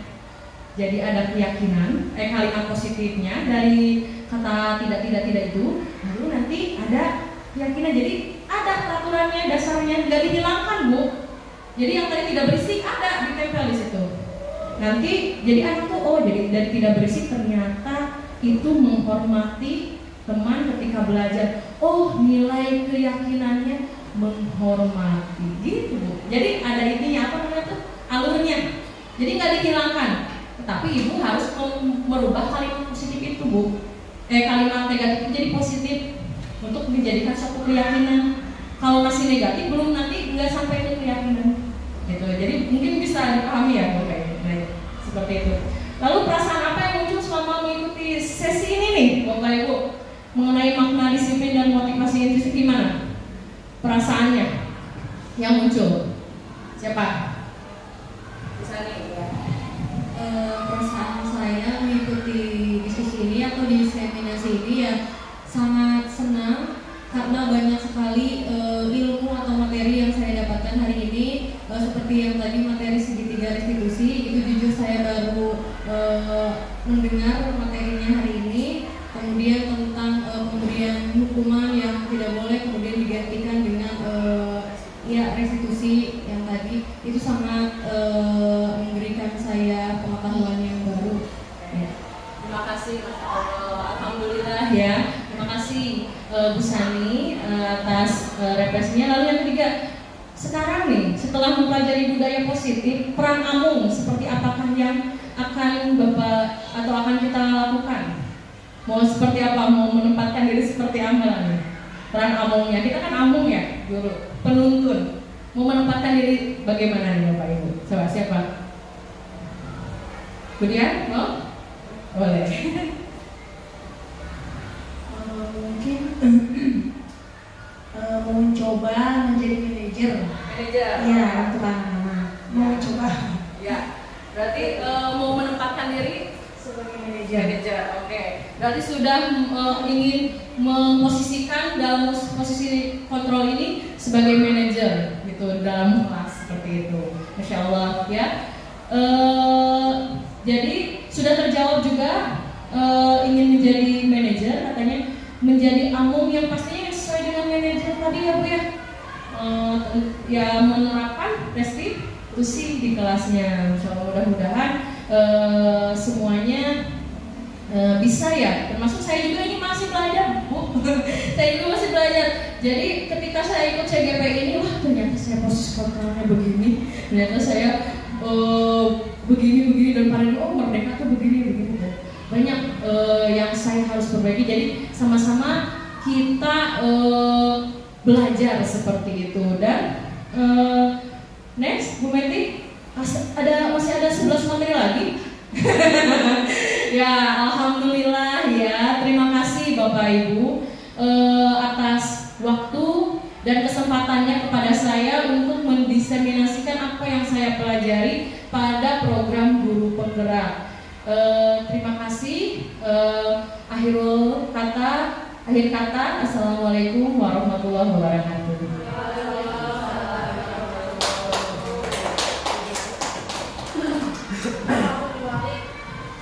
Luar biasa ya pemateri kita pada kesempatan kali ini. Mari kita aplaus sekali lagi Bapak Ibu atas penyampaian yang sangat memberikan manfaat ya untuk kita semuanya. Mudah-mudahan bisa kita terapkan dalam kehidupan sehari-hari ketika menghadapi anak didik kita. Alhamdulillah penyampaian budaya positif dari Ibu Dian Rosdiani sudah selesai. Sebelum ditutup, kalau tadi dibuka oleh pantun, maka saya akan tutup juga dengan pantun. Mohon bantuannya ibu-ibu, nanti bilang cakep. Buah ceri, buah leci, cakep. Dicampur gula, enak sekali. Cakep. Saya Meti selaku MC pamit undur diri. Sampai jumpa di lain hari. Wabillahi taufiq wal hidayah. Wassalamualaikum warahmatullahi wabarakatuh.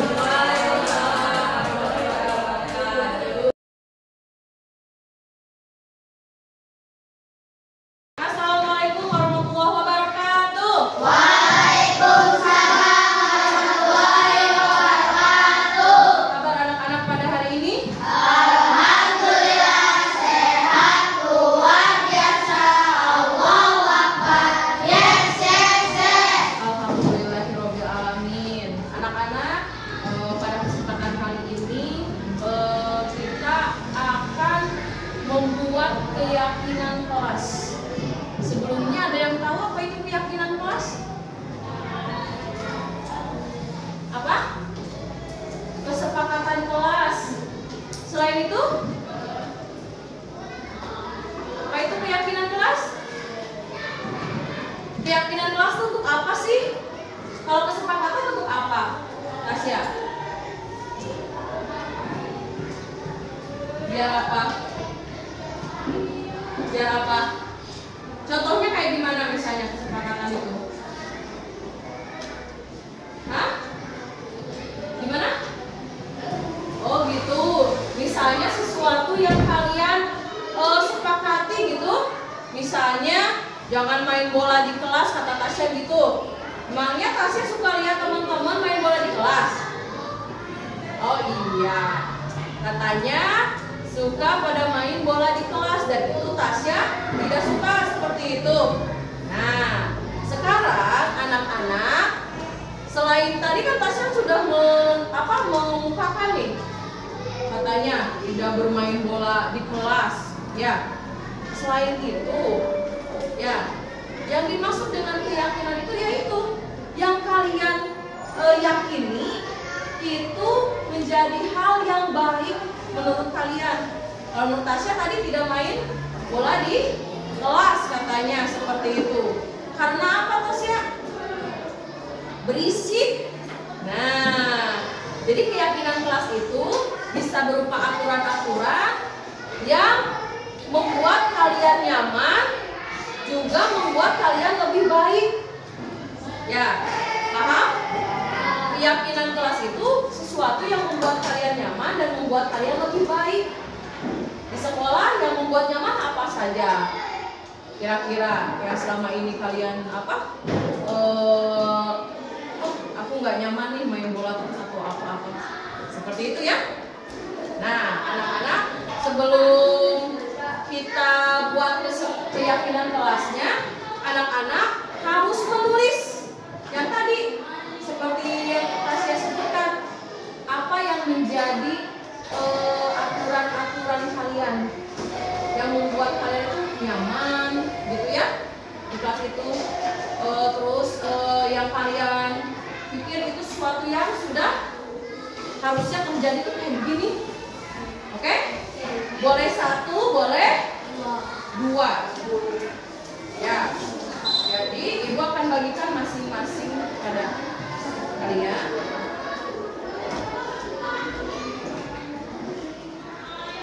Ini 2 lembar. sticky note-nya. Menulisnya yang nggak ada lemnya ya, yang nggak ada lemnya. Belakangkan, di ini dulu Kak. Di estafet dulu ya.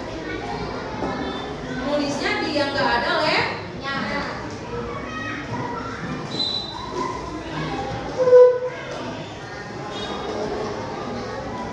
Udah? Oke. Sekarang yang ini.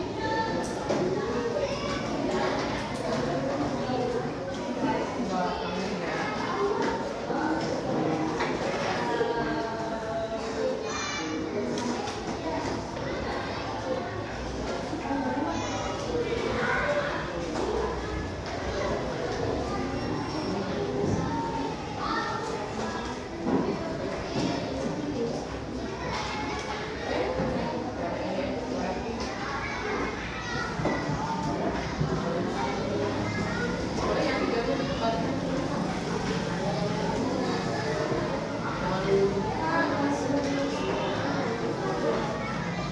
Jangan dulu dibuka, tulis dulu.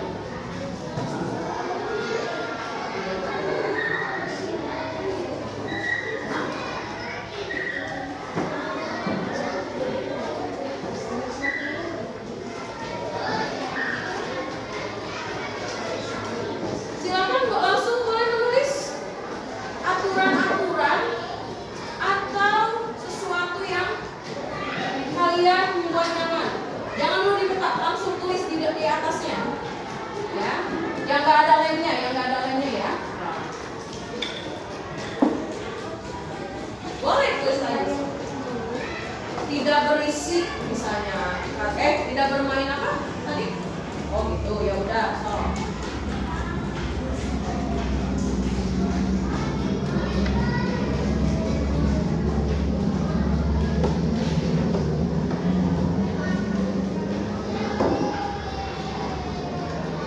Yang membuat kalian tidak nyaman, yang membuat kalian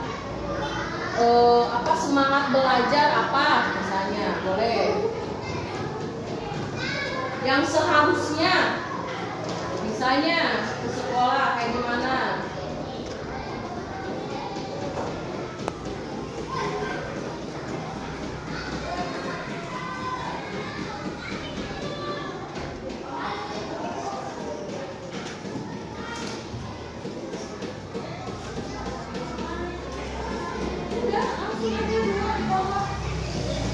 Bawahnya ya, bukan di halaman selanjutnya, so sebanyak-banyaknya aja aturan-aturannya.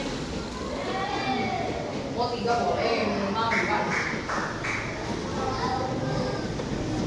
Ke sekolah harus kayak gimana misalnya ya. Nah, yang kalian ketahui. Apakah ke sekolahnya harus jam 9? Nah.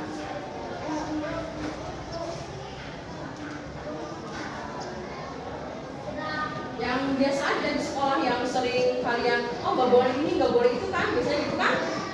Nah, apa? Iya. Udah? Cuma 2?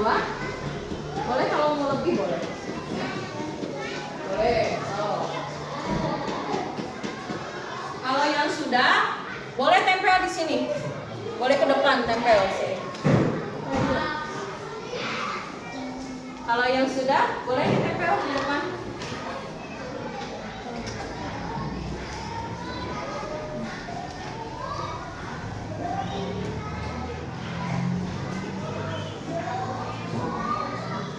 Arafi sudah?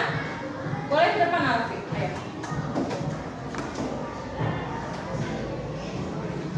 Ininya buka ya halaman belakangnya. Nah, yang ini. Nah, ini yang ada lagi. Nah. Boleh menyusun ke bawah ya. Halaman keduanya boleh dibuka.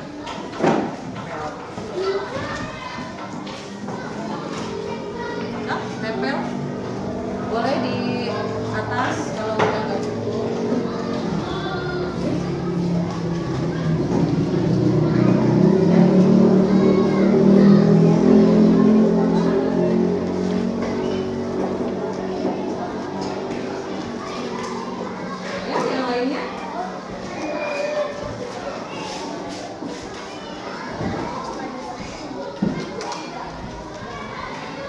Kalau yang masih nempel nggak apa-apa lagi.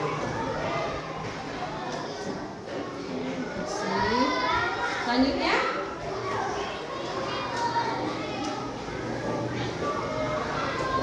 masih udah? Belum. Sampai ditiup dulu.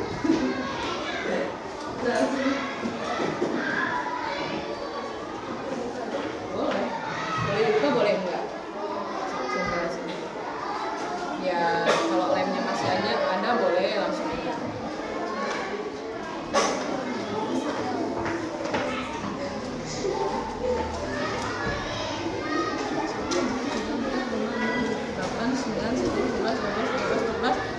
Tiga orang lagi siapa aja? Belum? Ah.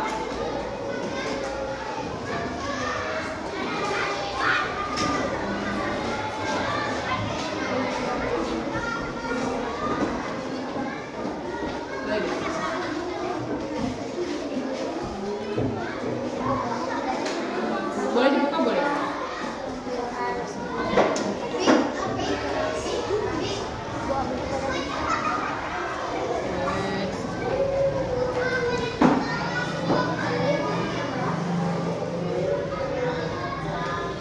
Oke, sudah semuanya ya?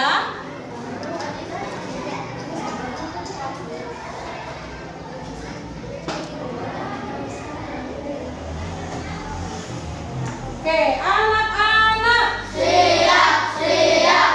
Sekarang Ibu akan membacakan ya apa yang kalian ketahui tentang atau yang kalian inginkan dan yang kalian yakini.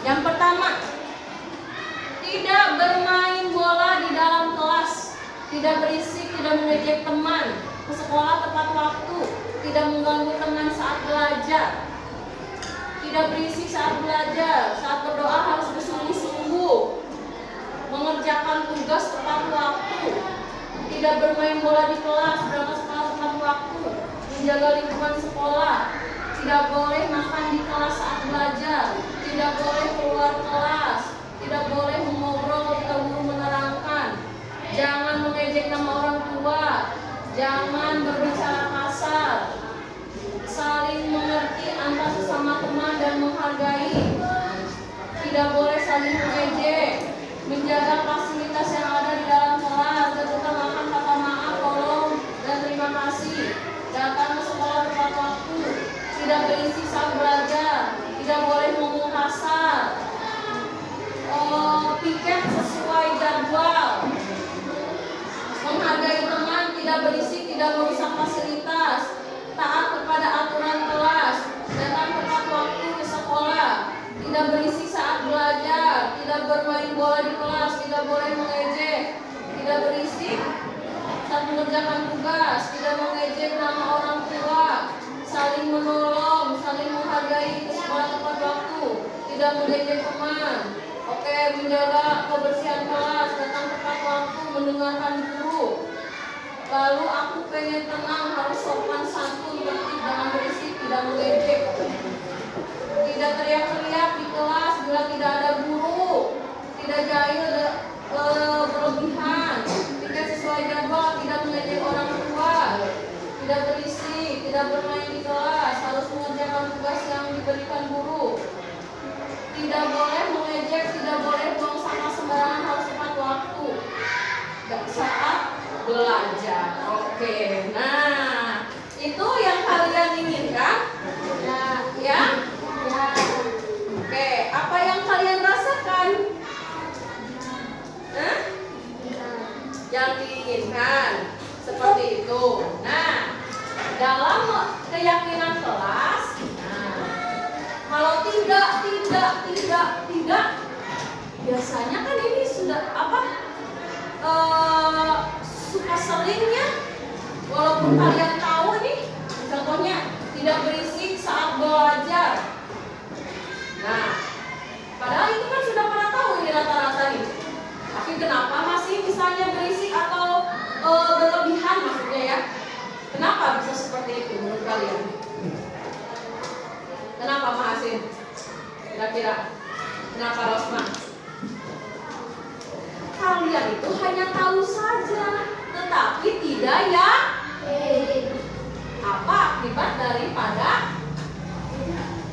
kalian ketahui ini. Sekarang kalian tahu kan, ternyata teman kalian itu sama-sama tidak suka kalau diejek. Maka kita rubah, jangan tidak. Kita rubah menjadi kalimat yang positif. Tidak mengejek nama orang tua, berarti coba ubah jadi kalimat positifnya apa? Kalau jangan masih itu apa? Hah? Gimana? Sebaiknya tidak saling mengejek. Masih ada tidaknya? Apa? Saling menghargai. Betul.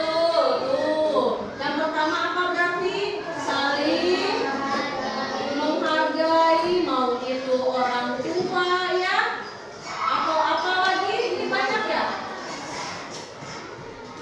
Nah, berisik di kelas itu masuknya kepada saling menghargai. Lalu apa lagi? Tidak merusak saling mengerti antar sesama teman ya. Lalu apa tadi ini? Tadi sudah teriak di kelas sama ya. Nah ini harus saling menghargai. Berarti kalian itu harus saling menghargai ya. Termasuk apa tadi? Tentang tidak boleh mengejek orang. Jadi yakin bahwa kalian itu harus saling menghargai apapun bentuknya. Lalu apa lagi? Menghargai kalau sama ini nih, mendengarkan dulu katanya ketika sedang berbicara itu apa? Sini apa? Saling tolong menolong ya. Ada saling tolong menolong, ya bagus. Ya.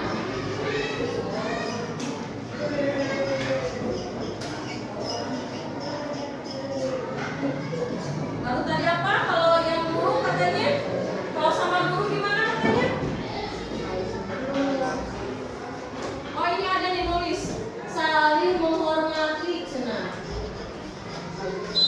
Saling menghormati.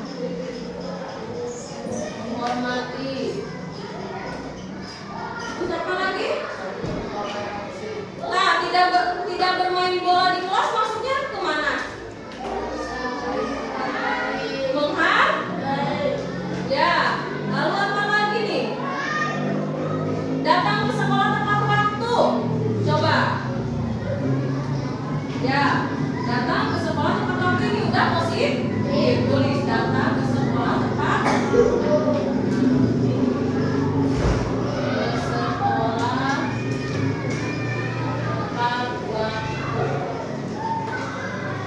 Bagus nih, udah positif. Kalimatnya apa lagi? Saling mengerti antar teman, maksudnya menghargai, berangkat sekolah tepat waktu, tidak boleh ngobrol ketika guru mengerjakan tugas tepat waktu. Mengerjakan tugas tepat waktu. Mengerjakan tugas tepat waktu.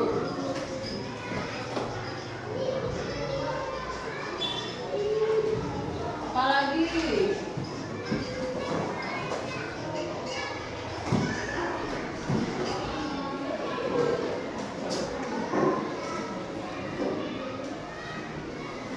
Saling tolong menolong mereka sekolah, tidak mengejek, mengerjakan tugas datang tepat waktu, mendengarkan guru ketika sudah masuk tadi, tidak boleh makan di kelas. Kalimat positifnya apa? Hah? Saling memahami enggak? Tidak makan di kelas. Kalau memahami bukan dipahami, kalau memahami apa? Disiplin.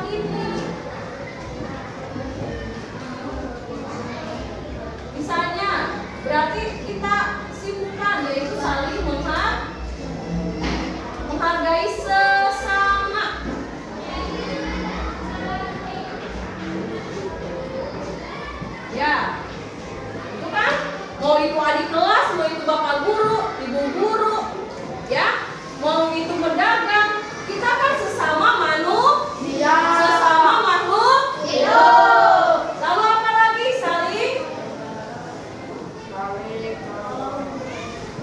Saling menghormati. Oh iya, saling tolong menolong.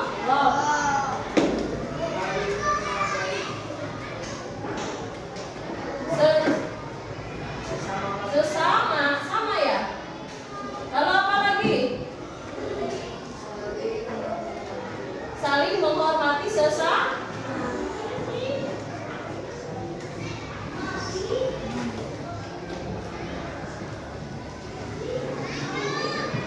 Apalagi datang ke sekolah tepat waktu, mengerjakan tugas tepat waktu, itu maksudnya kepada berdoa bersungguh-sungguh pada apa? Disiplin.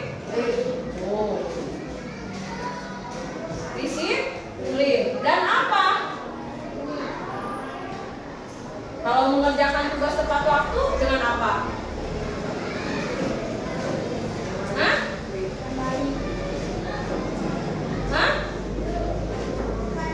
Rosma mengerjakan tugas tepat waktu berarti Rosma orang yang dan kalau mengerjakan tugas berarti Rosma orangnya rajin.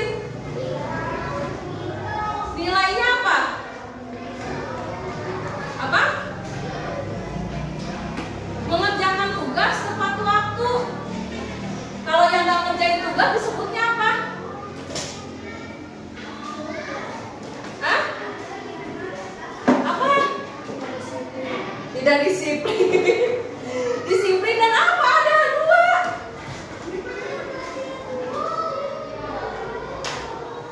Kalau tidak melaksanakan berarti Mahasin tidak apa? Dari huruf T. Taat. Kan ini keyakinan. Kalau taat mah sama aturan. Kalau keyakinan itu dari dalam diri. Tertib. B. Dua kata.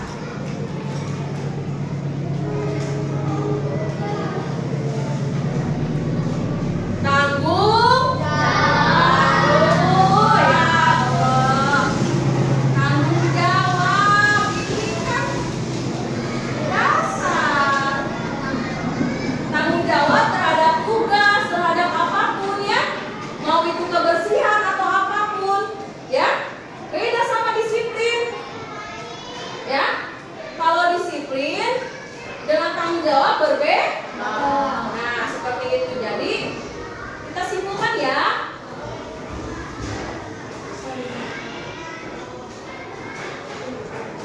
Nah, kebajikan jadi kebajikan. Ya, satu keyakinan kelas kita yaitu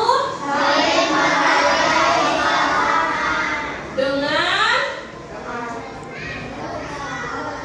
tidak mengejek teman, ya kan? Apalagi? Iya. Lalu apalagi? Tidak bermain bola di kelas, ya.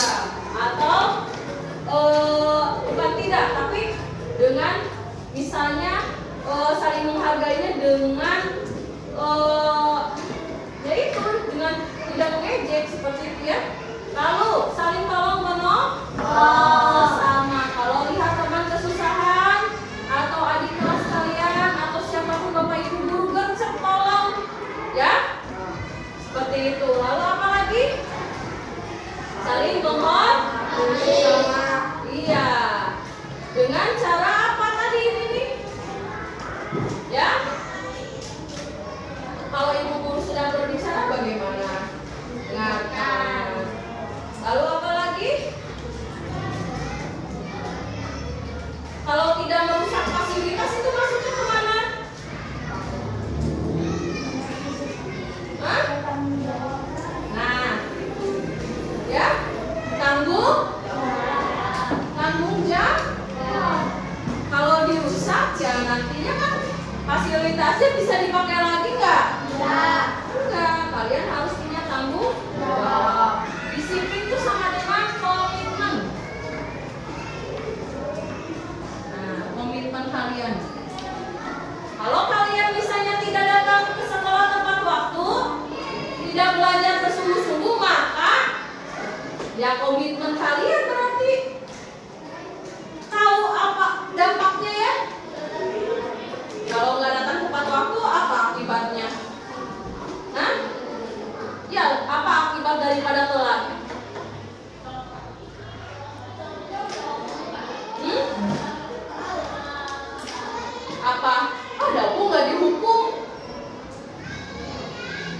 datangnya terlambat gak dihukum.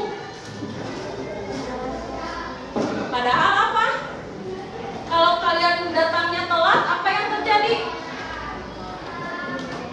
Ketinggalan telat. Kalau ketinggalan pelajaran maka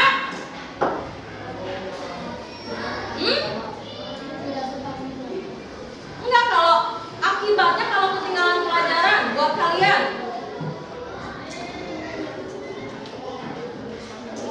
bisa nggak pelajarannya? Tidak bisa, pelajarannya tidak bisa. Kalau pelajaran tidak bisa, akibatnya tidak dapat nilai. Kalau tidak dapat nilai, tidak naik kelas, gitu. Buat diri kalian. Nah itu kalian tuh harusnya, berarti kalian itu apa namanya, datang ke sekolah tepat waktu itu karena kalian itu nanti tidak mendapatkan pelajaran. Seperti itu. Kalau tidak mendapatkan pelajaran maka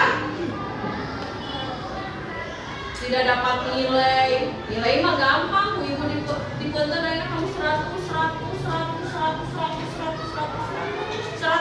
semuanya 100. Tinggal tulis aja kan? Tapi apa yang udah kalian dapatkan? Ilmu. Tah eta ulah kana nilai wae. Kalau kalian gak berilmu, kalian tidak tahu. Kalau tidak tahu apa akibatnya? Tidak pintar. Kalau tidak pintar maka kalian akan, kalau bodoh rasanya bagaimana? Gak enak, gak itu. Jadi makanya kenapa kalian harus datang tepat waktu? Karena gak enak kalau misalnya tidak mendapatkan pelajaran.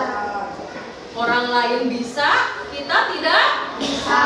Orang lain tahu, kalian tidak tahu. Nah, gimana rasanya? Gak enak kan? Ih, orang ibaratnya gini. Aku kemarin ini loh bisa membuat pesawat terbang bersama ibu guru, gitu kan? Kalau yang gak sekolah aja sehari gimana? Ketinggalan kan? Dia kemarin belajarnya seru gini-gini kan? Nah itu menyesal. Jadi kalian harus yakin kalau terlambat ke sekolah itu bisa membuat kalian tidak menyesal. Kalau misalnya masih disiplin, tanggung jawab juga sama. Kalau kalian coret-coret bangku, apa akibatnya? Kotor, terus jelek, terus apa? Akibatnya bangku kalian gimana? Coba lihat bangku yang kalian sekarang aja bekas-bekas tahun kemarin. Rusak. Bisa dipakai nggak? Terus kalian kalau rusak belajarnya pakai apa?